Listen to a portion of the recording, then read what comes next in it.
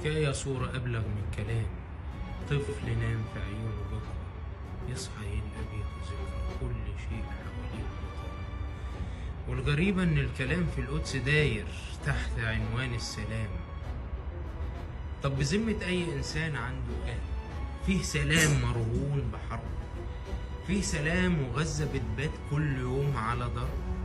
فيه سلام من غير طعام، من غير علاج، من غير جروح تتلم؟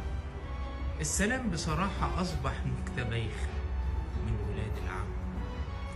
واللي زاد النكتة فوق الهم غم، إنهم رابطين سلامهم كله بينا.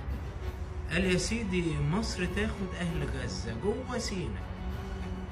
طب وغزة مين ياخدها؟ قالوا غزة تبقى لينا. الكلام ده مش هيحصل مهما عملوا 100 محاولة. أهل غزة بغزة أولى، دي اللي دفعوا فيها ياما بدمهم على الأرض مهر. أما بالنسبة لمصر فمصر طول الوقت ظهر. مصر داعمة للقضية من بداية الأمر.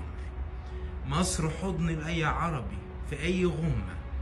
مصر أم الدنيا اسما على مسمى، واقفة طول الوقت ويا الحق والمساومة بأي هجرة. مهما يجرى رد مصر هيبقى لأ.